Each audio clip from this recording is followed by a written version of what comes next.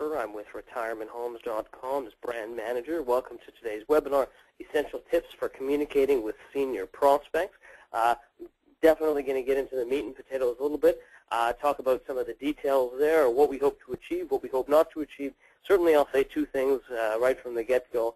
That one, much of this, I should say not much of this, some of this will be a review for some of you. Some of it certainly will be new. And that's what I want to offer a little bit differently.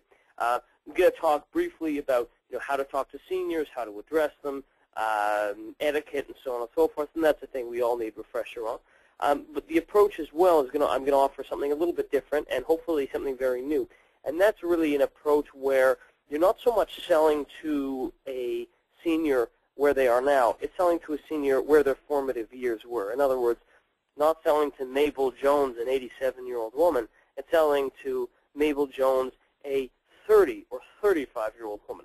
Where was she during those formative years? What was she experiencing? What were her hopes, dreams, fears, formative experiences, and what really colored her whole life? And so really selling to that is going to be a major focus. And so, without giving the entire webinar away, this is sort of just a touch of what we'll be talking about.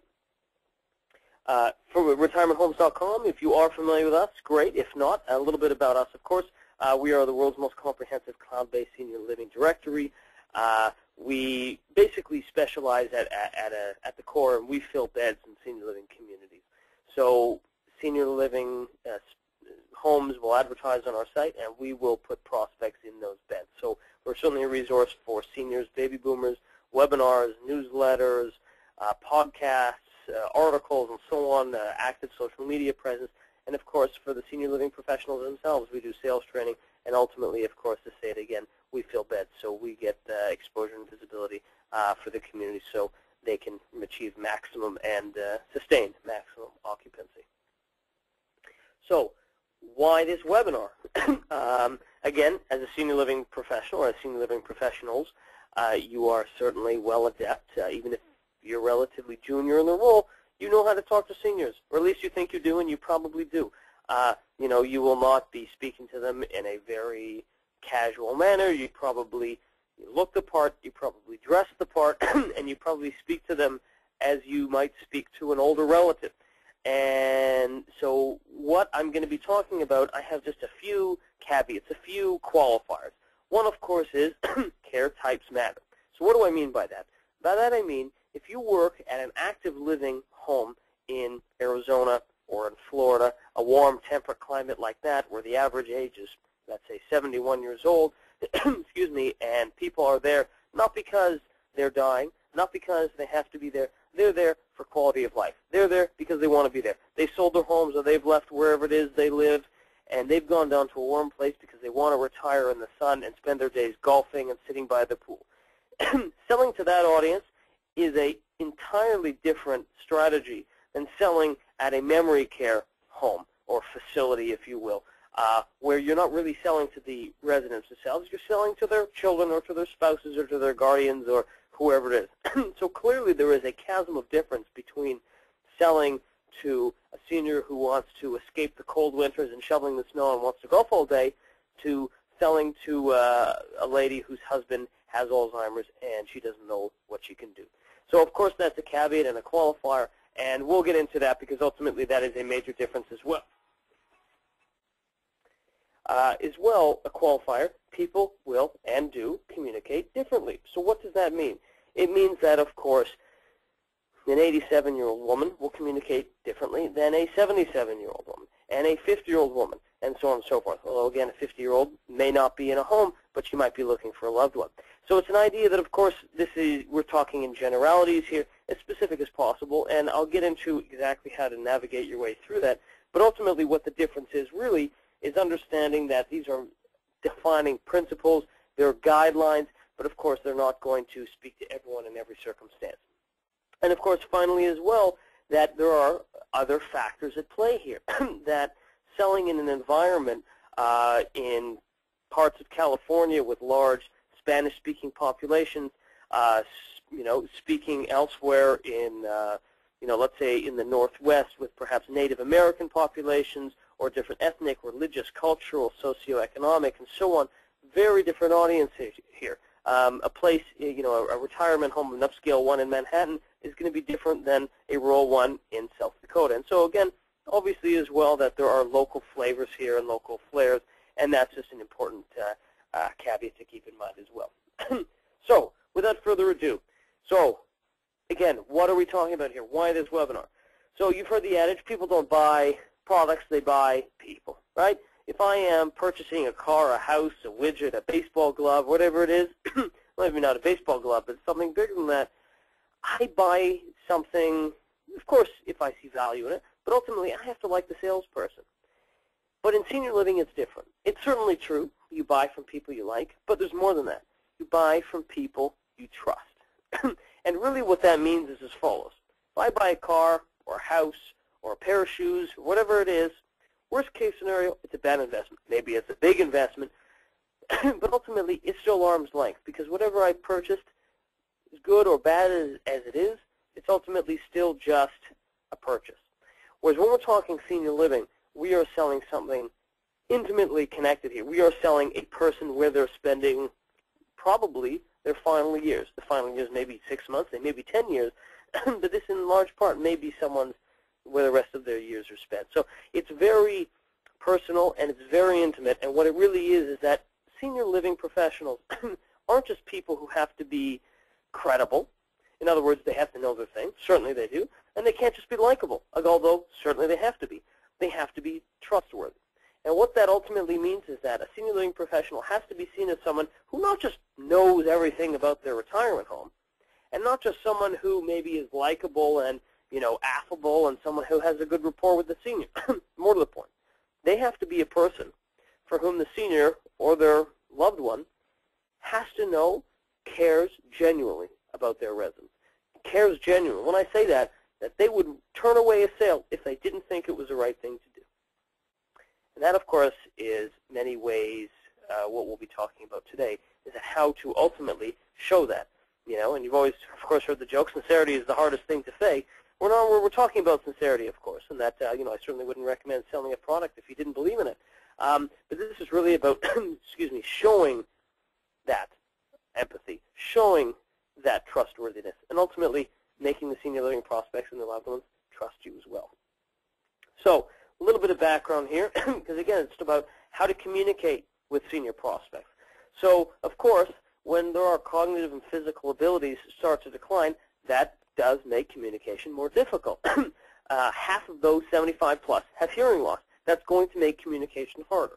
15%, about 1 in 6 of people, 75%, have vision loss. And again, substantial vision loss, not corrective lenses that they've worn since they were 20. We're talking about substantial vision loss.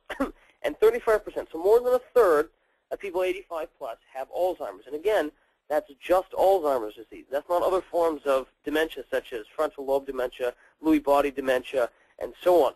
So when we're talking about various forms of cognitive impairment, we're talking more than 50%. So all of these things together, cognitive impairment, vision impairment, hearing impairment, maybe physical immobility, lack of ambulatory movement, and so on. So all of this together, certainly on their own and certainly cumulatively, because these aren't necessarily mutually exclusive, means that it's harder to communicate. It's hard to communicate with anybody else and trying to understand where they're coming from. Certainly hard to communicate with someone if they can't see you, or if they have difficulty hearing you, or if they forgot what you said 5 minutes ago. So again, that's an added. And this is not just with anybody. This is just an added difficulty, an added layer of challenge for senior living professionals who are trying to sell to seniors. So, therefore, of course, communicating, both verbal and nonverbal form, is objectively harder with older people. I'm sure we can all agree with that. This is not a great novelty, a secret that I've come up with, but we have to define who are older people. And I'm not just defining this for the sake of defining it because it's important to define our terms, although that's true.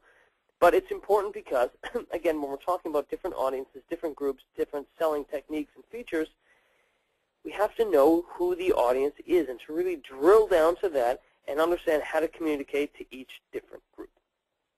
So we have here a general overview of generations. And again, what I'll say about this is as follows, is that it's not to say when you see greatest generation silent and baby boomers, this is not to say that someone who's born in 1946 versus 1945 are radically different people.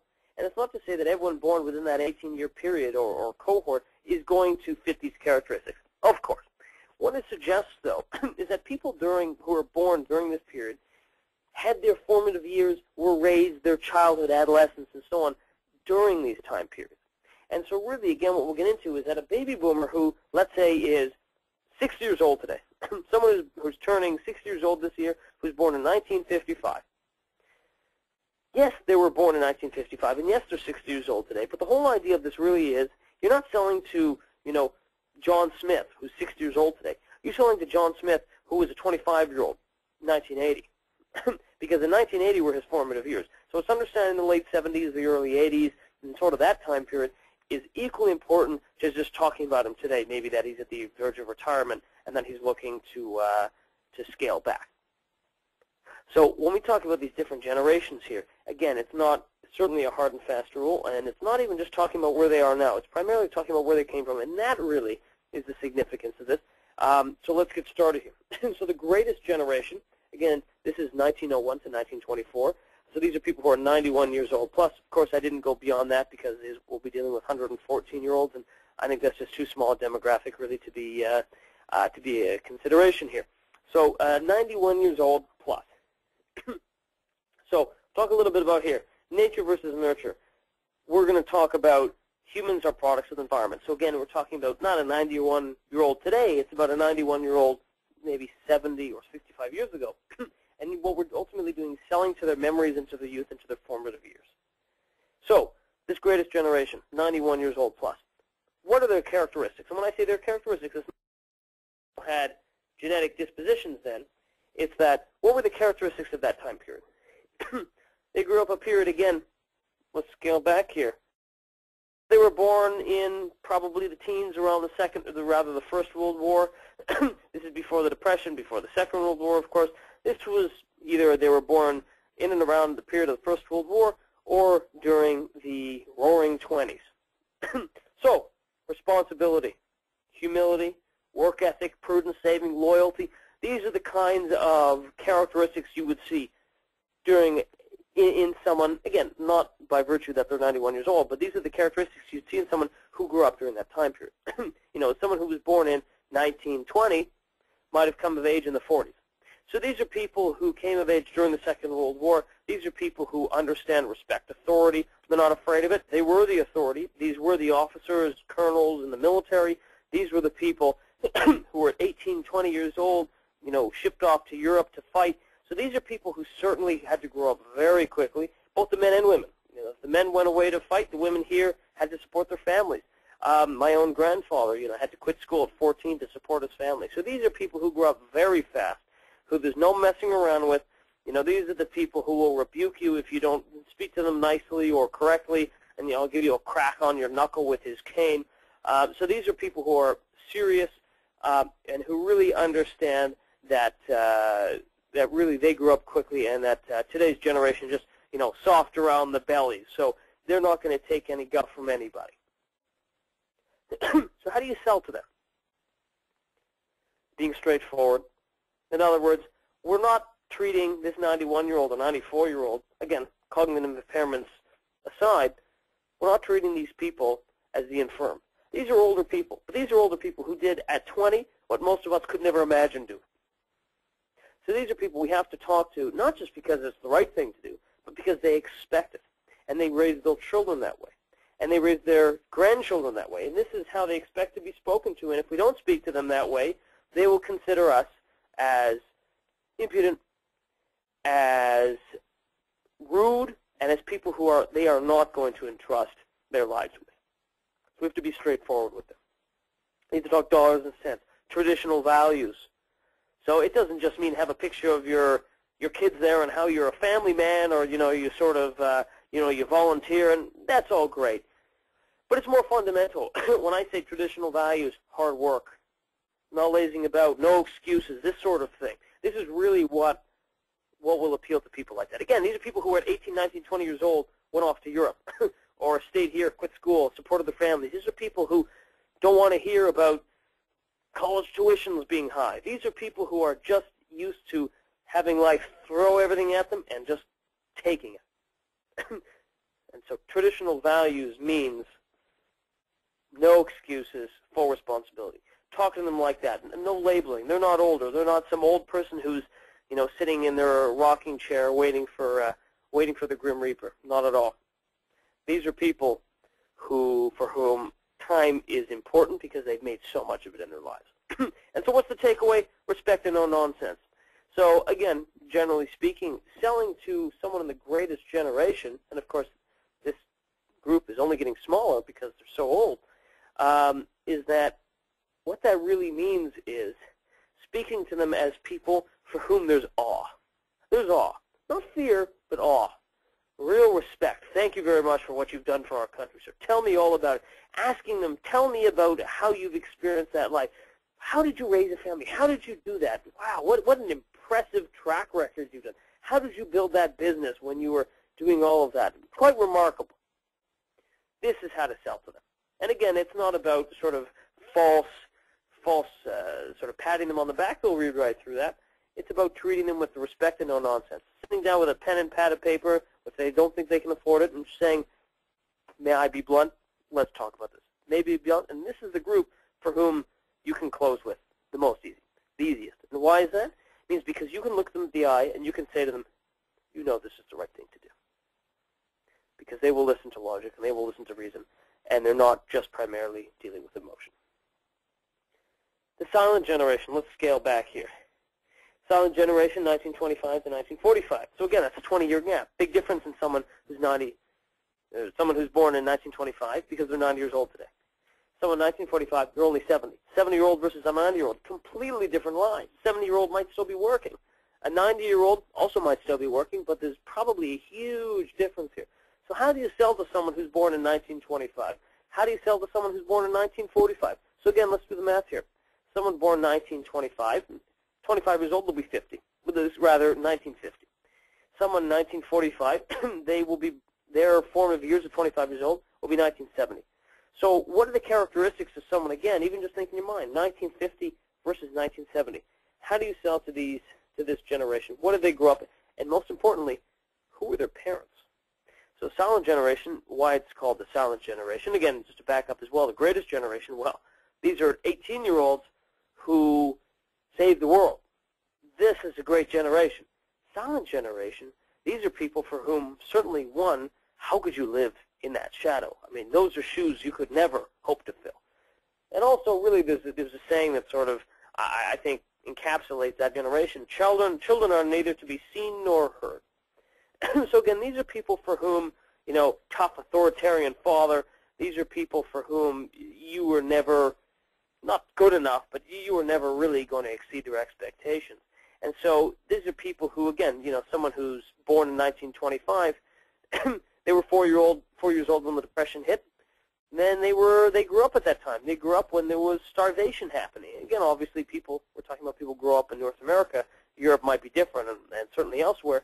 Someone who's born in 1925, when they were 10 years old, that was the Depression. We'll remember that, right? And even though, they went from Depression straight to the war, and they weren't fighting in the war, their parents were, but there was that period sort of growing up during that fear. And again, someone born in 1945, a little bit different. They were born really at the tail end of it, and they remember perhaps the Cold War, but it was a very different time period as well. So really fearful of crisis, grew up during the Great Depression, thrifty and meaning-seeking, because these are the people for whom their parents were the tough ones. And these kids were the ones who, they lived during this tough period, and they saw what their parents did during the Great Depression when there was no money. And they saw what their parents did in fighting at such young ages. And they saw that, and you never really could live up to that. And so that's why ultimately it was never really about, for many of this generation here, it's that they always lived in their parents' shadows. And that's where sort of the silent generation. And I think that if we were going to characterize this as a person, if you were going to put the silent generation as a person, it's a sort of quiet older woman, 85-year-old woman sitting in a rocking chair, very polite, almost passive, almost afraid of her own shadow. Greatest generation, it's a 93-year-old man with a walking stick who'll hit you up the back of the head if he doesn't like the way you're talking. So again, that's a caricature, but we're talking about that's a caricature of the greatest generation. Very quiet, passive, almost scared old woman. That's the caricature of the silent generation. So how do you communicate with them? How do you sell to them? Respect for authority. They respected their parents. They respect their parents. They're conformists because ultimately they were told what to do and they were put into a mold. And again, history, elder-oriented. They saw what the parents did. They will always live in that shadow. That's how you sell to them. You sell to them because they trust authority. They trust doctors, nurses, the kinds of people at your home. They want to believe what you're telling them. They want to avoid conflict. They're not confrontational people. They're not, again, generally speaking, given their upbringing, they're not going to fight that. And again, they want to keep inheritance for their children. So they don't want to make irresponsible financial decisions. They want to be responsible people who are going to take care of their loved ones. And what's the takeaway? Credibility counts. If your memory care home has an excellent ratio of staff, say it. If your residence or chain has been recognized or certified in a particular area, mention it. You are the experts. You are the best at what you do. And again, I think this leads a little bit more when it's higher level of care, but this is really the area that's going to be most important. Sell to the silent generation with credibility. Sell to the greatest generation with facts, ABC, almost an A-type personality, so very, very different. And the baby boomers, of course. Baby boomers, and again, we'll scale back here and just take a look, reminder of the age, 1946 to 1964. So we're talking 49 years old to 69, and of course, a 49-year-old is going to be very different than a 69-year-old. A 49-year-old might have little kids. A 69-year-old also might. Generally speaking, a 69-year-old likely retired, and a 49-year-old likely in the prime of their career or not even yet. So these are people also in very different points. And again, we'll talk about different age. Someone born in the mid-1940s, they came of age, let's say, late 60s, right? Woodstock and all of that. Someone born in 1964, they came of age in the 80s. So very different time periods, and how do you sell to that? So opposite of the silent generation, just as silent generation is the opposite of the greatest generation, baby boomers are the opposite of that. They grew up during unprecedented wealth, right? In the post-war period, the fertility rate in the West, Canada, United States was close to 4 children per woman. Why? Because when people are positive and they're optimistic about the future, they have families. If you're fearful about the future, you don't have large families on sort of a grand demographic scale. So people had large families. People had one job, and the husband had one job. He had a defined benefit, so he worked his whole life at the factory, like Leave It to Beaver, and he could, support his family and all of that, and they could go on vacations, and they were comfortable. Unprecedented wealth, unprecedented stability, notwithstanding things like hiding under the desk during the Cold War fear, but generally speaking, we're talking about a period here of, wealth and stability and comfort, and the war is past you, okay? Countercultural, right? We're talking about Vietnam protests, free love, Woodstock, and so on. Can you imagine these people's parents at the Vietnam protests, generally speaking? No, of course not. You could never do something like that that's so countercultural. And their grandparents would slap them upside the head for being there. So this is a very different type of generation here, and these are people who are comfort-seeking. And I think in many ways that the baby boomers are probably the easiest to sell to, not because there's anything objective about it, but really it's that it's most familiar to us, and I think we've seen that's where most of the advertising in general that we see. And then I think it will strike us as probably quite familiar. So how to sell to them? It's all about lifestyle. Someone who grew up in the 1950s, middle-class people, they belong to country clubs. Middle-class people, they went on exotic vacations. Middle-class people, their parents retired at 55. So these are people who didn't see pain, suffering, turmoil, and toil and pestilence and any of that. They saw their parents who worked hard, but you know what? They were well treated for that, and they received a good life. So they want something that's easy to use, that's convenient, that's luxurious. And I think if I had to put that in a sentence, you deserve it. You've worked hard, baby boomer. Baby boomer, you're 50 years old or you're 69 years old. You're probably, let's say, in the medium middle, maybe about 60 years old. You've worked hard your whole life. Maybe you've retired already. Maybe you're about to retire. But you know what? You deserve it. Now, you can just see that on a luxury car or a Volvo commercial. You deserve it. And I think this is the takeaway when selling to a baby boomer. It's that comfort sells. Again, talking to a silent generation, this is your obligation to your children. What would happen if you fell and you broke your knee or you broke your hip at home? What would happen to your children if they didn't know where you were? What would happen to you? You'd be letting them down, right? That's the silent generation. Always so afraid, always looking out for other people. Greatest generation is, Here's the most responsible thing to do with your time. Here's the most responsible thing to do with your money. Baby boomers, very different. Baby boomers, it's not about responsibility. It's not about giving back to other people. It's about taking care of yourself. And again, I think this would really look familiar to most of us, because this is exactly what the kind of advertising we see, because baby boomers are a large, second largest now. The millennials are larger now, but they're the second largest, but they are by far the wealthiest demographic. And so these people, comfort is key. So getting, of course, into watching your language. So we have an understanding of sort of the general demographic cohorts. How do we speak with language? So again, most of it, I'm sure you would not use many of these terms, really. I don't think any of these terms, certainly when dealing with seniors and older people. And again, I use the term seniors, older people. We always have to use terms really as descriptors. But really the point, the principle here is that to avoid language that is ageist. When I say ageist, it means that you hear it and you sort of, ooh, that's not a nice thing. It sort of makes you just clam up a little bit. It's not a nice thing to say because it's negative. Aged, elderly, oldster, senile, feeble. You could also use decrepit, infirm. We would never use that term, of course, but it could slip out. But not just when it slips out. We could make it, if we're selling, we could make it in reference to someone else or another home and so on. And it can just come out as disrespectful. So again, these are the types of terms, and this is only you could find 100 terms like this, but really sort of the takeaway from that, avoid language that categorizes as older people, however you want to define that, 60 plus, 70 plus, 80 plus, 90 plus, negative. That's the issue. You can call someone an older person. That's not negative. That's really not an issue. Calling someone elderly, it has a bit of a connotation to it. Making prospects comfortable. Right? We talked about how there's really two aspects when we're talking about communication. Obviously, there's the verbal, and of course, there's the nonverbal as well. And so there's a whole process. And so what does that mean? It means walk around their level of comfort, not vice versa. So what does that mean? It means that if a time works best for them, work around that time. If a place to meet, maybe the first meeting or the second meeting doesn't have them come to the home, maybe go and meet them. Maybe it means meeting them for coffee. Maybe they want to learn some information before they're willing to come in. Because if they're really afraid, and again, sort of the impasse that sort of they're facing is the idea of any senior living community as a nursing home, a scary facility, they're never going to go in there. So sometimes we have to work around them. Ask how they like to be addressed. John, can I call you John? Would you prefer I call you Mr. Smith? Those are the sorts of small compromises we need to make. Ask for feedback.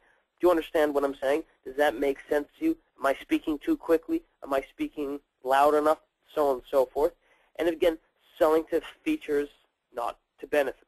Or sorry, to benefits, not to features. So again, you can show someone around your lovely community gushing on and on about how beautiful it is and the chandelier and, oh, how gorgeous it is. And the person tells you, well, I actually have macular degeneration, so I really can't see very much. Well, you feel sort of silly because you've been talking about something on, and they don't see it. So again, it's selling to benefits. When I say benefits, it's how that person is going to receive benefit from it, not features. Because ultimately, we're only going to find that through whether you want to call it a discovery, whether you want to call it consultative sales process, whether you want to add a question-based selling, whatever it is, it's asking them what they need and then selling to that, not simply vomiting on information and hoping something sticks.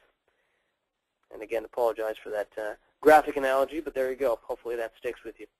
So what's a verbal communication checklist that we need to do when we're dealing with and selling to older people? So of course, a needs analysis should be done before a tour. Try to qualify prospects before they ever step foot in your home. Why? Let me give you an example. Let's say somebody is looking for, oh gosh, let's talk about assisted living or memory care. So it's not someone, it's for their mother. Their mother is 85 years old. She has dementia. The mother's 85 years old. She's cognitively fine, but she needs some help. But you know what? She needs some help, but she's otherwise physically good. She's incontinent, but she's physically otherwise pretty good. So having that needs analysis done beforehand means that you can decide the best time for a tour, because you can know who's going to be around at that time and who they're going to see during that time. Last thing you want to do is to have someone who's physically good come at a time when, who knows, it's just a bad time, because those are the people who are physically very mobile, have an art class or have a song, music session, something like that.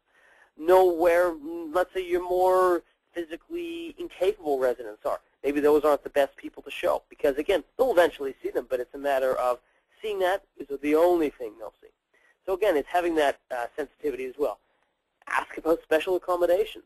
Can I get you a tea beforehand? Does it need to be wheelchair accessible? Make sure your room is big enough. Make sure it's not too small. It can't be too hot, too cold. Lights are too bright. Sensitivity, things like that. Ask, of course, this is before open-ended questions. And, of course, not just summarize what you're saying. You need to summarize. You need to say what you're going to say it, and then and then repeat what you said. You need to ask your prospects to summarize. Based on what what I've said, what kind of people do you think live here? Ask them that. What kind of people do you think live here? Well, I think that really, really sick people live here. Okay, well, it's good for you to know that because if that's their perception, you need to do a little more needs analysis, and you need to sell specifically to what their concerns are. And, of course, avoiding jargon. I think that should be obvious in sales across the board. Offer checklists. Give them a clipboard and things that they can mark down. Give them questions that they can ask suggested or items that they can mark off as they see it. How many, food, activity, programs, things like that. And then rephrase.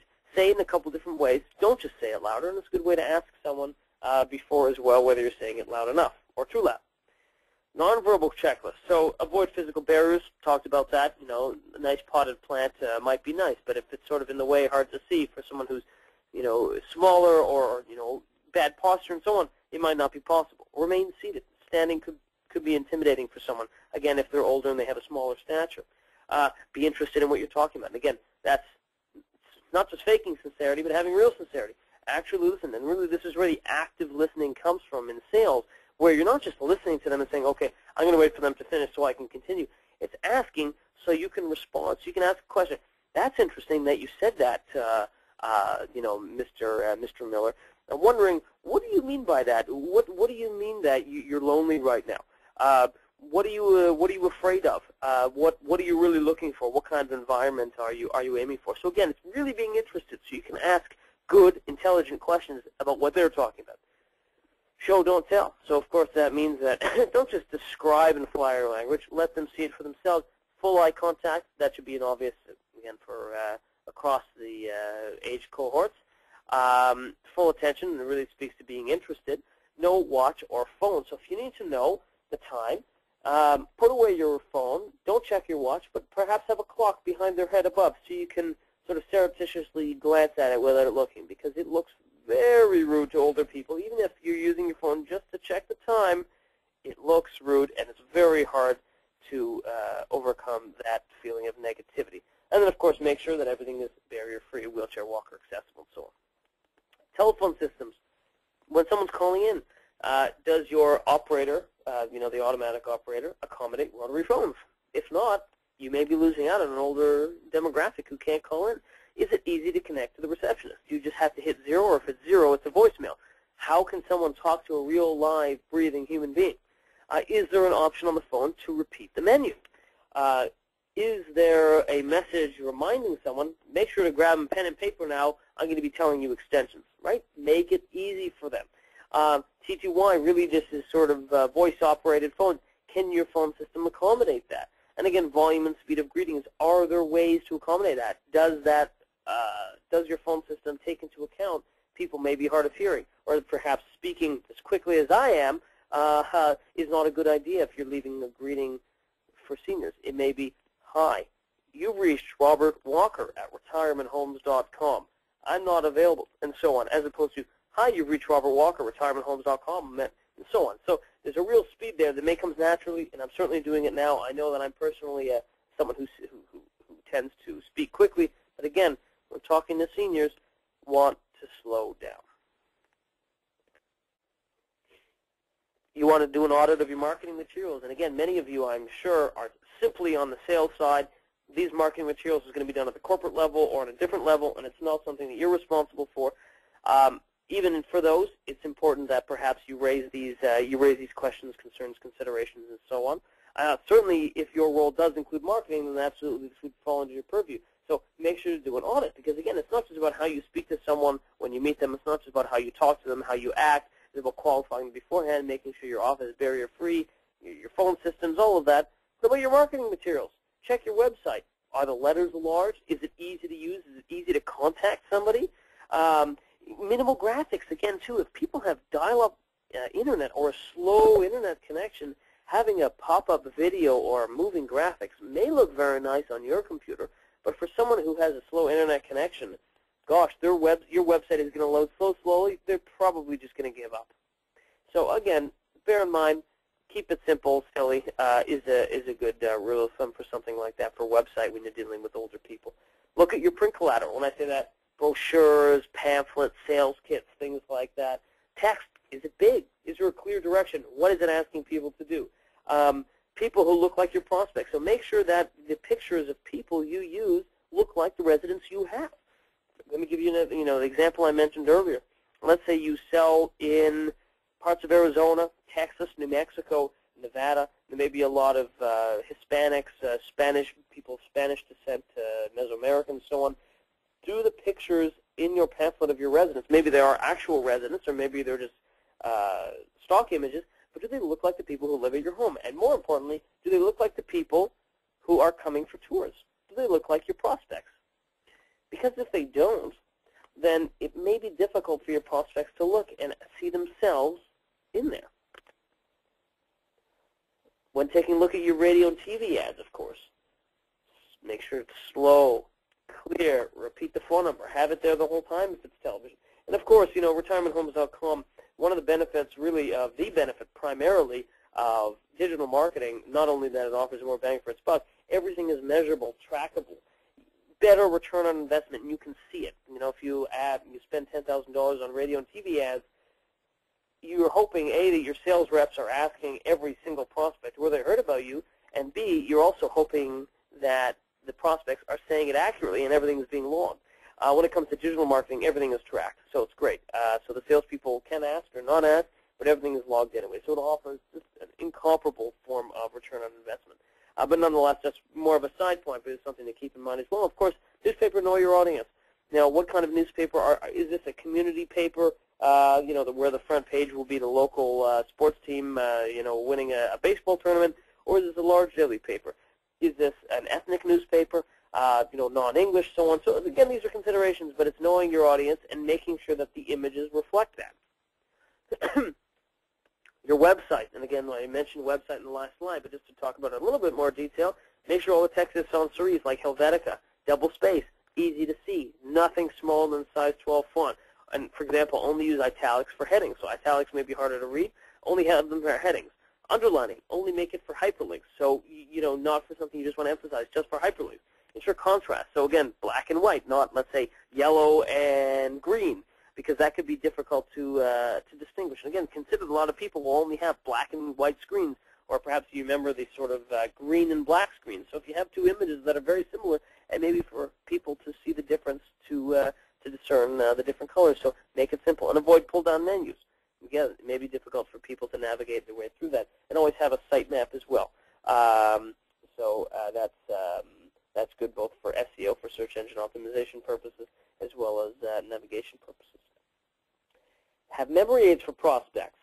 So when you're meeting somebody, if they want to come back, they say, you know what, listen, I enjoyed it. I'm going to have my brother come. If it's, two people looking for their mother, I have to have my brother come. You know what, I want to have my friend come. He'll give me my thoughts, so on. Have stickers for that. Cards. Your next tour, like at the dentist. Your next appointment is at. Do something like that. Certainly a phone call, reminder email, things like that. Of course, after the tour, grab freshly baked bread from the kitchen, take it with them, or 2 days later, drop it off at their home. Again, these are things which are have a big impact, a very positive impact on prospects. But again, work for what works with them. And one really tip that I think could be valuable is have some different literature available. So let's say someone comes for the tour, and they were really struck by the amenities. They love the billiards room. They love the games room. They love the library. They love the gym. They love the bistro, the cafe, the theater. They loved all of that. But you know what? When they leave, 3 days later, you're following up with them a day later, 2 days later, 3 days later, and maybe it's 2 weeks later until you finally speak. The emotions that they felt that day were very strong. They loved it. But 2 weeks later, they don't quite remember. So consider having different literature available to be able to customize the sales kit. So you're not simply giving every single person who comes through the same thing. If a person comes through, slip in a little extra literature that talks specifically about the gym. And someone else, they love the food. They couldn't stop talking about how good the food was. Because again, food is huge in senior living. Have a separate insert about that. So again, it's about customizing everything. After the tour, again, drop off a card at their home, drop off a pastry at their home, send them flowers, send them emails, say hello when you're following up. Don't follow up for the sake of following up. Follow up, how you feeling, how you doing, how's your hip, how's your mom doing, whatever it is. You're not following up because you're a salesperson. You're following up because you care. And so what's a brief recap here? Know the generations, right? So again, someone who's 90 years old today, it's not about selling to a 9-year-old. It's selling about to someone who's born in 1925 whose coming of age was in the 1940s. That's very different, right? Know your specific demographic. It's about not just age, it's about income level, ethnicity, language, religion, and so on and so forth. It's really understanding part of the country, part of the continent, where in the world they live, so on, what their interests are. What do your prospects want and need? Selling to their specific needs. And again, that's really where the benefits, not features, comes in. Use key points, easy to remember, make it simple. Speak clearly, confidently, but respectfully as well, right? Don't talk to them like they're idiots. Don't talk to them like they're children. Talk to them like they're adults who are cognitively well and can understand everything you're saying. But you know what? As an insurance policy, make sure to remind them and have the tools available to do so as well. Ensure the consistency of marketing materials, not just in language, but in terms of everything that you're doing. Make sure that each demographic is being communicated the same messages again and again. And, of course, follow up, follow up, follow up. Final thoughts. There are a lot of different tools that are available. Again, different senior living communities, demographics will obviously have different specific challenges. Focus groups. That's certainly something that is expensive, but might be an option for you as well. Getting a group of older people, if your community is in whatever town, perhaps having a polling research group, having a focus group. See what's going to be what messages are going to resonate with the target demographic that you're looking at. Check out Google Trends. Google Trends basically allows you to have a finger on the pulse of what people are searching online. What's happening? Where's the trend going now versus 2 years ago? And can that maybe give you any more analytics and any more information there? Consultants, again, can be expensive, but perhaps can, if it's sometimes your price is just a little too high. Sometimes you're targeting just to the wrong audience. Sometimes it's just a change or two you can make to your community. And, of course, consider additional research and resources as well. And, of course, want to thank everyone for their time today. I know we had a big crowd, so I want just a couple questions here. And the first question is, how can I qualify prospects and know which demographic they are a part of? So I suppose what's being asked, I think, and tell me if I'm incorrect here, what you're asking is, how can you know someone's age? And certainly it's a good question, and it depends on the demographic. We're talking about assisted living and memory care. You're probably not talking to the prospect themselves. You're talking to their loved ones. So you can ask, you're calling for your mom. How old is your mom? Yeah, how old is your mom? Oh, she's 93. That's not hard to get. If you're talking about people themselves, maybe the age will come up. Maybe you can suss out the information. Oh, you're married. How long have you been married for? Oh, you have grandkids. How long are your grandkids? Oh, tell me. Talk to them. Right? This is where sort of that discovery part, that qualifying process comes in, where it's not about asking directly, how old are you? You'll get an idea. How long have they been retired for? Okay, so maybe you'll be off by 5, 7, 8, 10 years. But you know what? It's not going to be a major difference. And it probably will come up sooner than you expected, but you don't need to ask how old you are, obviously. I shouldn't say obviously. That's not necessary. If someone may want to offer that, it may come up already. I'm 73 years old, but I feel like a 20-year-old, and they might say that. But again, it's about sussing out that information and doing it in a way that is certainly respectful, but with an eye to sales as well. We have another question here as well. What is the difference in follow-up between older and younger seniors?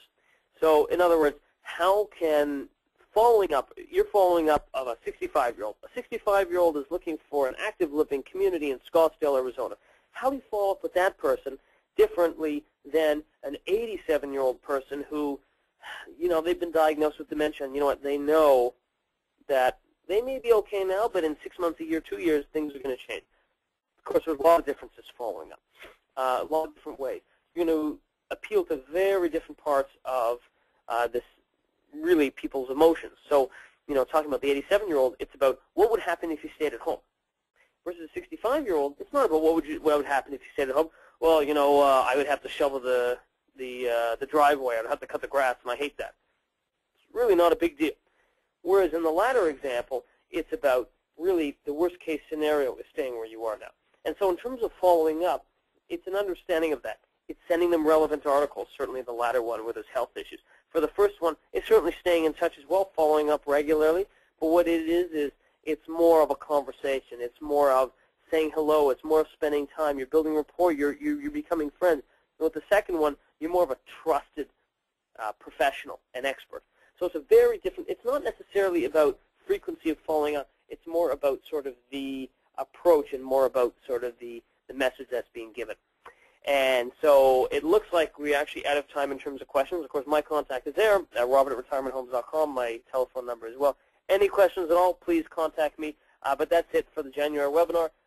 We'll be back next month. And again, catch us there. And this will be recorded, and the slides will be sent out as well. If you have any questions, feel free to reach me. Other than that, have a wonderful day. Take care.